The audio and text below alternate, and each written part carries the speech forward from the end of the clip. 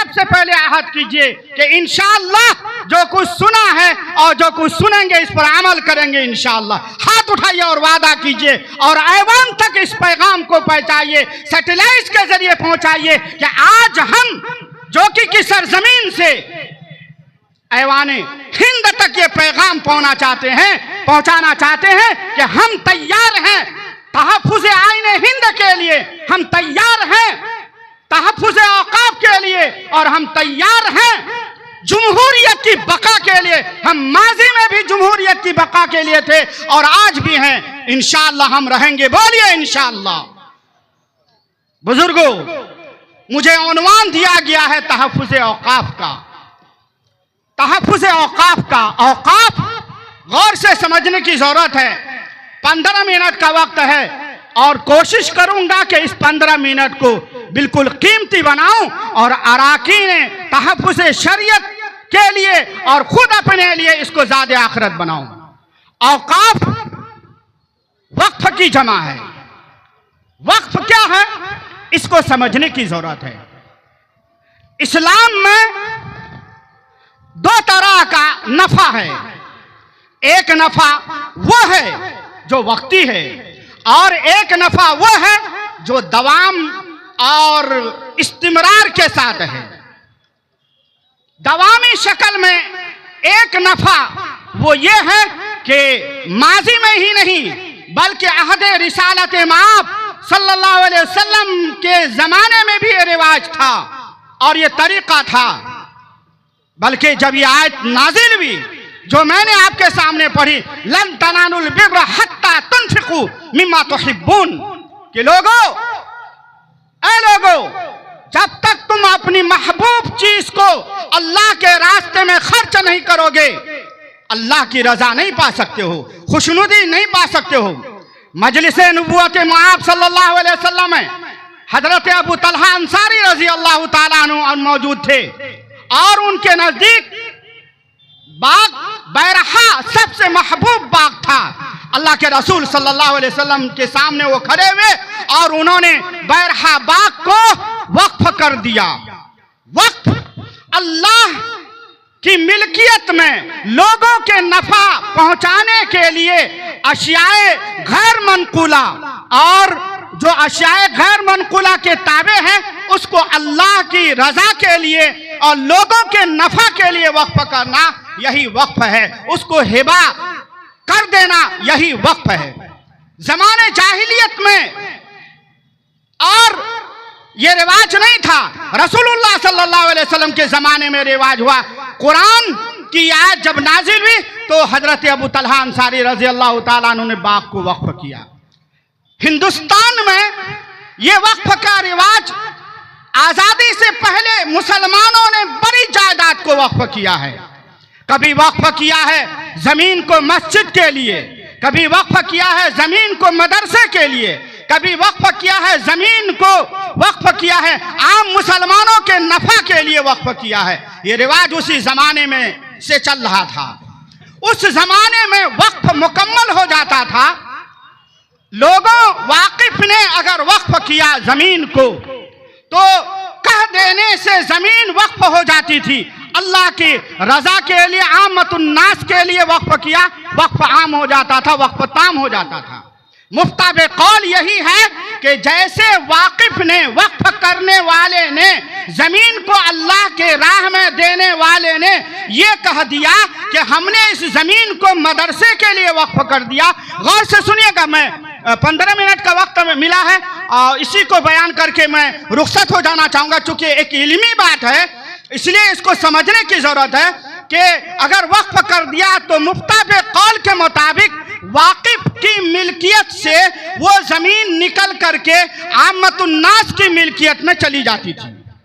उस ज़माने में रजिस्ट्री करना ज़रूरी नहीं था और आज भी नहीं है, शरई एतबार से आज भी ज़रूरी नहीं। लेकिन मुल्की हालात के तनाजुर में क्या है अभी बताऊंगा मैं। उस जमाने में वाकिफ ने अगर वक्फ कर दिया तो वक्फ कर देने के साथ ही जमीन वक्फ हो जाती थी। अब जमीन को वक्फ किया मस्जिद के लिए, वो जमीन मस्जिद के लिए वक्फ हो गई अल्लाह की रजा के लिए उन्होंने वक्फ कर दिया। वाकिफ की मिल्कियत से वो ज़मीन निकल करके आमतुन नास की मिल्कियत में वो ज़मीन चली गई। अब वाकिफ अगर उस ज़मीन को बेचना चाहे, वाकिफ अगर उस ज़मीन को हिबा करना चाहे, वाकिफ हिबा नहीं कर सकता था, नहीं कर सकता है। और अगर उसको अपने मिल्कियत में लौटाना चाहे तो लौटा नहीं सकता है। वाकिफ की वक्फ करने के बाद एक मौकूफ अलैह जिसके लिए वक्फ किया और एक मुतवल्ली होता था जिसकी निगरानी में वो चीजें होती थी। वक्फ किया, शय मौकूफ वाकिफ की मिल्कियत से निकल गई और उसके बाद उसका मालिक आमतुन्नास हो गया। आमतुन्नास होने के बाद उसका एक मुतवल्ली होता था और वही उसका जिम्मेदार था। वाकिफ ने अगर वक्फ किया है जमीन को मस्जिद के लिए तो वो जमीन मस्जिद में ही इस्तेमाल होगी, दूसरी चीजों में इस्तेमाल नहीं होगी। वाकिफ ने अगर मंशे, उस वाकिफ का मंशा ये है यहाँ पर दीनी मदरसे चले, खानका चले, इमाम बाड़ा हो, तो वो जमीन इमाम बाड़ा के लिए ही होगी, वो जमीन मदरसे के लिए होगी, वो जमीन मकतब के लिए होगी। दूसरे मशरफ में अगर उस जमीन को इस्तेमाल करना चाहे, वक्फ करने के बाद इस्तेमाल करना जायज नहीं है। ये इस्लामी तरीका है, ये इस्लामी तरीका है। मुसलमानों ने जो वक्फ जायदाद, अपनी जायदाद को वक्फ किया था, वह इसी तनाजुर में वक्फ किया था। लेकिन और वक्फ एक्ट जो है, सबसे पहले तो वक्फ एक्ट जो बना है 1923 में, 1923 में पहला वक्फ एक्ट बना और उसके बाद आजादी के फौरन बाद ही 1954 में एक वक्फ एक्ट बना। फिर उसके बाद 1964 में एक वक्फ एक्ट बना और उसके बाद वक्फ एक्ट बना 1995 में। 1995 में जो वक्फ एक्ट बना है उसमें वक्फ को बहुत सारे खदशात से और बहुत सारे गैर जरूरी चीजों से वक्फ को महफूज कर दिया था। लेकिन बदकिस्मती ये है कि 2013 में भी बना, लेकिन उसके बाद उस वक्त ये बात नहीं आई थी। लेकिन 8 अगस्त 2024 को जो मौजूदा मरकजी हुकूमत ने वक्फ तरमीमी बिल जो लाया है, वक्फ के ढांचे को बिल्कुल बिगाड़ दिया है। बल्कि ये कहा जाए, बल्कि उसमें तकरीबन जो है 5 बुनियादी खराबियां आ गई हैं। वक्त नहीं है कि 5 खराबियों को बयान किया जाए और उस खराबियों को बयान किया जाए। उनमें से बुनियादी जो 5 खराबियां हैं, उनमें से ये बात है कि वक्फ जब जमीन होती थी, वो जमीन का मालिक आमतुन्नास हुआ करते थे, मुसलमान हुआ करते थे। अब 2024 8 अगस्त में जो वक्फ तरमीमी बिल लाई गई है, उसमें ये बात है कि उसमें 11 मिंबर होंगे, 11 मिंबर होंगे और 11 मिंबर में से 7 मिंबर गैर मुस्लिम होंगे, 7 गैर मुस्लिम मिंबर होंगे और उसके बाद 7 गैर मुस्लिम में भी एमएलए और एमपी और इसी तरह से जो जानकार हैं उनको मिंबर बनाया गया है, चाहे वो मुसलमान हो या गैर मुस्लिम हो। मिंबर ऑफ पार्लियामेंट मुसलमान हो या गैर मुस्लिम हो, इसी तरह से मिंबरान 2 गैर मुस्लिम होंगे, ये 7 गैर मुस्लिम मिंबरान होंगे। इस्लामी ढांचा तो ये था और शरीयत में वक्फ का ढांचा तो ये था कि मुसलमानों ने वाकिफ के मंशे के मुताबिक उस जमीन को मस्जिद के लिए वक्फ किया है, उस जमीन को मदरसे के लिए वक्फ किया है, उस जमीन को जो है क्या कहते मकतब के लिए वाकिफ की वक्फ किया है। लेकिन अगर मिंबर आ जाएंगे इस तरह से जो वाकिफ के मंशे के मुताबिक ना हो और वाकिफ ने किस मंशे के लिए उस जमीन को वक्फ किया। और एक बात यह है कि वहां पर इख्तियार दिया गया है, जिला मजिस्ट्रेट को इख्तियार दिया गया है। वक्फ का चेयरमैन इंतखाब करेगा जिला मजिस्ट्रेट उसका इंतखाब करेगा, डीएम साहब उसका इंतखाब करेंगे। जबकि यहाँ पर यह है कि लोगों ने जमीन को वक्फ किया है मुसलमानों के लिए और उसका चेयरमैन मुसलमान होगा, और मौजूदा बिल में यह कहा गया है कि उसका चेयरमैन का इंतखाब करेगा जिला मजिस्ट्रेट करेगा। ऐ लोगों, ये वक्फ के ढांचे को खराब करना है।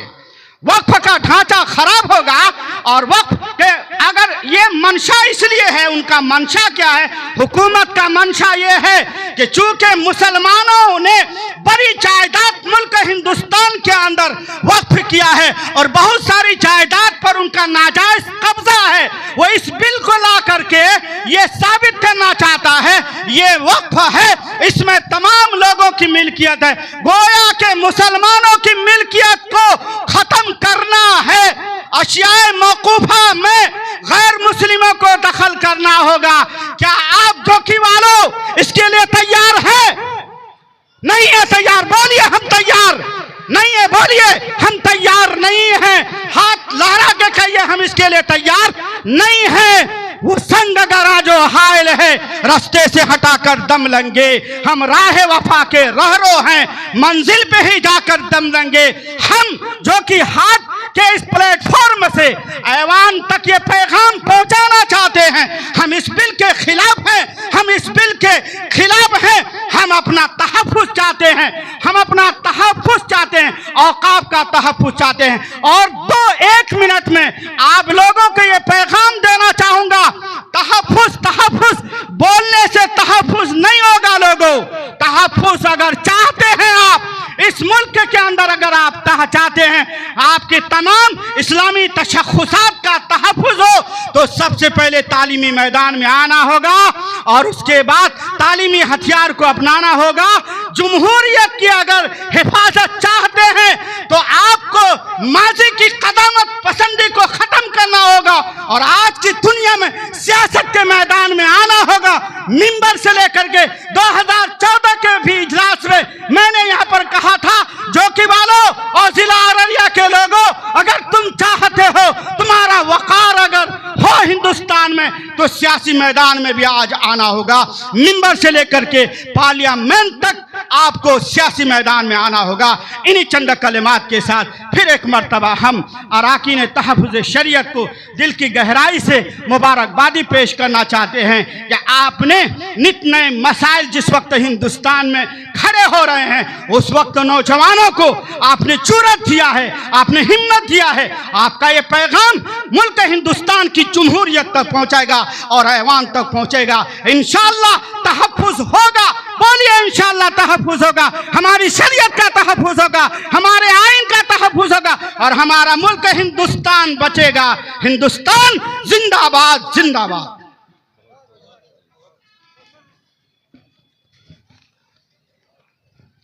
माशाअल्लाह, बहरे आलम में कोई सफीना नहीं मिला, इंसानियत को अर्श का जीना नहीं मिला।